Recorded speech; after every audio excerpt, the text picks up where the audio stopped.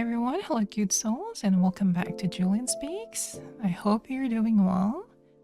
And if you're new here, this podcast is a safe space where we talk about honest conversation about healing, heartbreak, relationships, self worth, family, friendships, emotional exhaustion, and experiences of people quietly carry behind closed doors. And today's topic is something so many people experience silently. Our episode is called The Pain of One-Sided Relationships. Being the friend who always checks in first, always listens, always shows up, always gives emotional support, but somehow rarely receives the same energy back. And honestly, one-sided friendships can become emotionally draining in ways people don't fully understand until they live through it. Because eventually, you would start wondering, am I asking too much? Like, why do I always feel alone, even around people? Or why they still talk to me if I stop reaching out first? And why do I emotionally exhausted from friendship that are supposed to feel safe? And I think one of the saddest parts about one-sided friendships is how slowly they damage your self-worth over time. Today we're going to talk about emotional imbalance in friendships and how being this strong friend, emotional exhaustion, people pleasing, and why some friendships become one-sided and how to stop abandoning yourself trying to maintain connection. So we're going to talk about it, and that's very soon. But wherever you are listening from today, thank you so much for being here and for listening. Let's talk. Segment 1. Always being the one who cares more.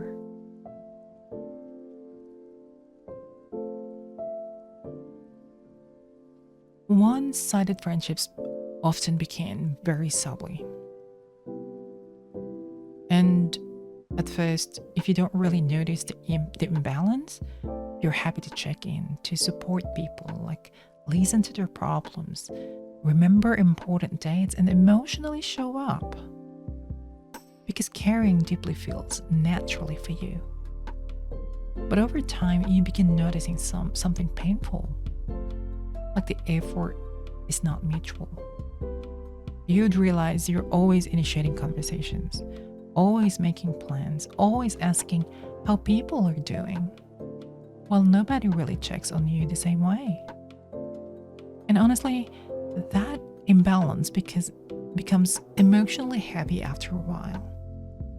Because everyone wants to feel valued, remembered, wants to feel prioritized, and emotionally supported too.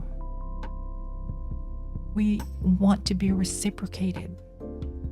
And I think many emotionally supportive people secretly carry loneliness because they become so used to being the listener that people stop asking, like,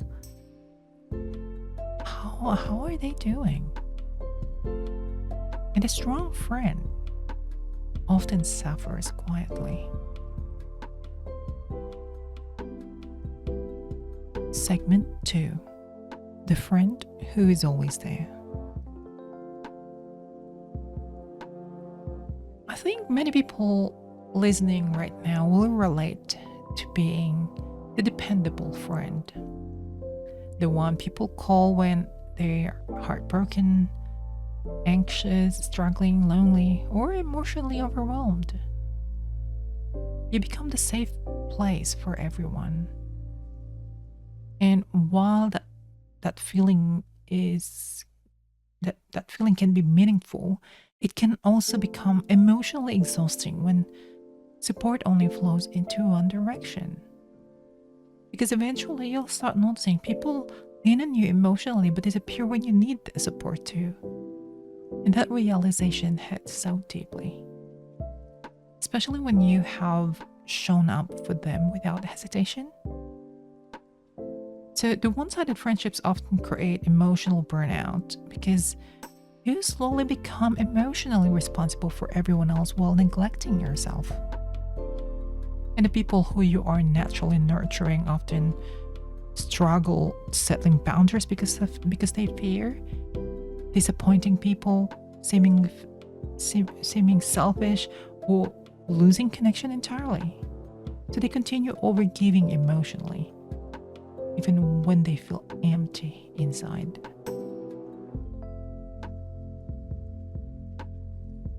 Segment 3: Why some friendships become one sided.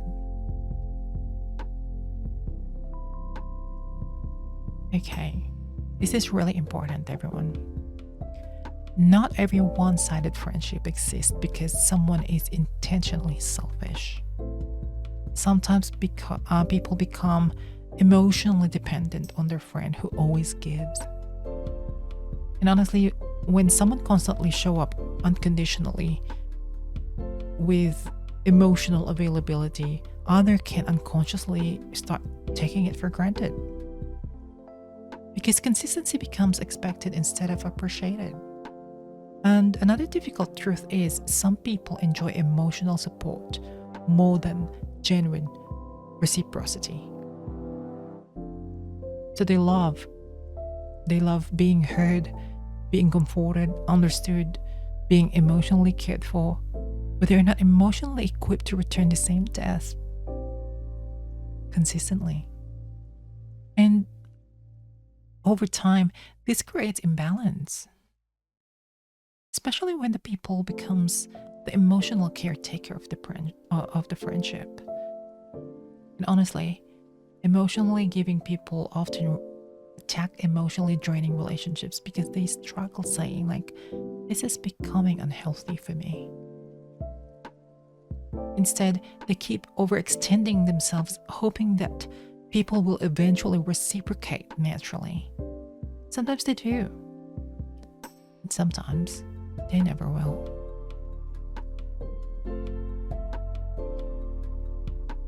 Segment 4: People pleasing and fear of losing people.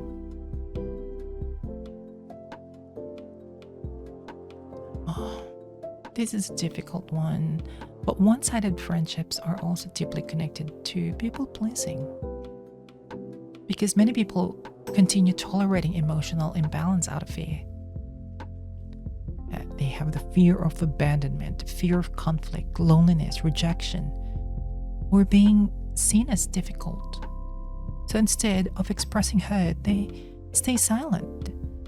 And they keep giving, they keep understanding, they keep forgiving and emotionally accommodating everyone else. Meanwhile, resentment slowly builds internally. And honestly, many people who overgive emotionally secretly hope that if I love people hard enough, maybe they'll finally love me the same way. And that's heartbreaking. Because overgiving should never become the price paid for connection. Real friendships should not constantly feel emotionally one-sided. In another painful reality, some people become used to being emotionally available, that they are no longer recognized when relationships are draining them. Exhaustion becomes normal.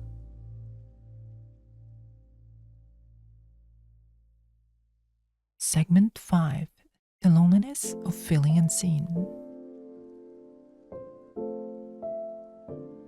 I think one of the deepest pains in one-sided relationships or friendships is feeling emotionally unseen.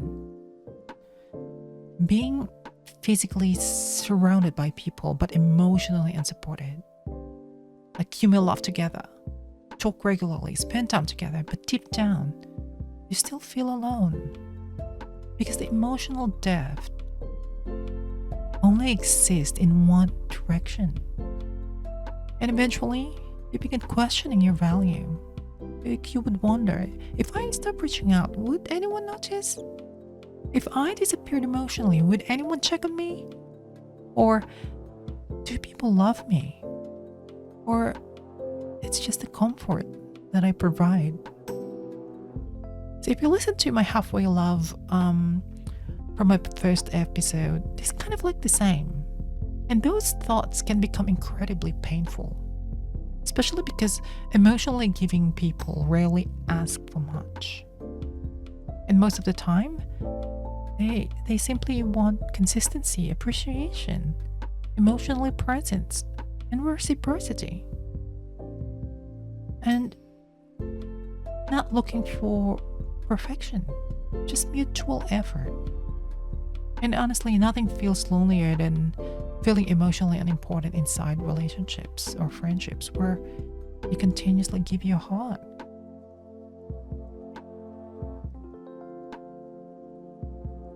Segment 6. When you start pulling back. Alright, so the most revealing moments in one-sided friendships is when you stop overextending yourself.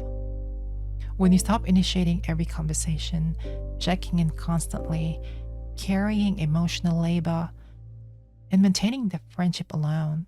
Because sometimes silence reveals the truth, and you would realize some connections only survived because you were you were the one who's constantly holding them together. And that realization can hurt deeply, especially when you genuinely love those people. But I also think this moment becomes an important turning point of healing because eventually, emotionally exhausted people begins asking themselves, like, why am I working so hard to maintain the relationship that barely nourish me emotionally? And that question changed everything.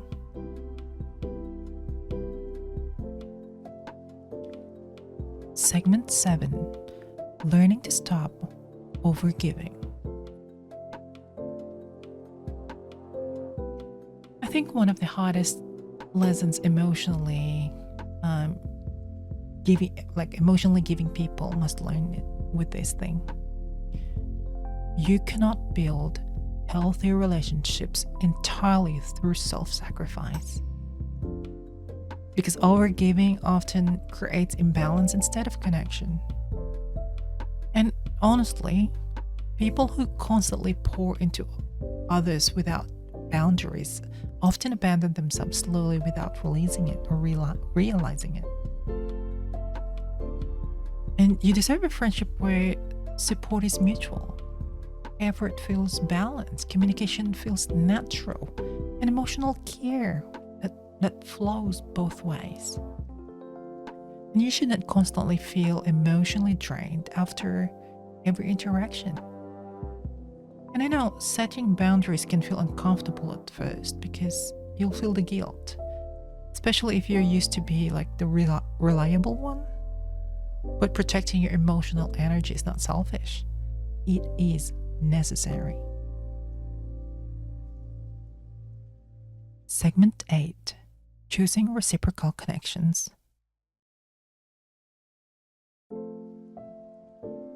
Everyone, as we grow emotionally, we often stop chasing quantity in friendships and start valuing emotional safety instead.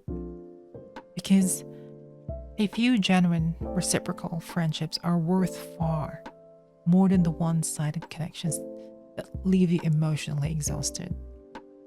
And honestly, reciprocity is one of the purest forms of care. Not perfection, not constant availability, but mutual effort, mutual emotional presence, mutual care. So you deserve people who check on you too, notice when you're struggling, value your presence, and make you feel emotionally safe instead of emotionally depleted. And I think healing begins when you stop believing your worth depends on how much you can give for others. Because you deserve love and friendship even when you're not constantly overextending yourself. Guys, if you are currently feeling emotionally exhausted from one-sided friendships, please know this. You are not too much for wanting a reciprocity. you're not selfish for needing a support too. And you should not have to emotionally drain yourself just to maintain a connection. Healthy friendship or friendships should not constantly leave you feeling invisible. And one day, I hope you stop begging for a bare minimum from people who have become comfortable receiving your energy without properly valuing it. Because real friendship should feel emotionally safe, not emotionally lonely. Thank you very much, everyone, for spending your wonderful time with me today on Jillian Speaks. And if this episode resonated with you, please don't hesitate to share it with someone who may also be struggling for emotionally draining or one-sided relationship or friendships right now. And if you like a deeper reflection about emotional healing, self-worth, heartbreak, boundaries, and learning to choose yourself again, please also grab a copy of my book. It's called The Space I Never Gave Myself, and it's all available on Amazon. And I do truly appreciate your support as well. Keep on following me on my page, on my social platforms, and definitely here on Spotify or here in YouTube. Thank you very much, everyone, for staying and keep on listening to our conversations. And once again, I always leave you to this message. Take care of your heart, protect your peace, and I'll see you on the next episode.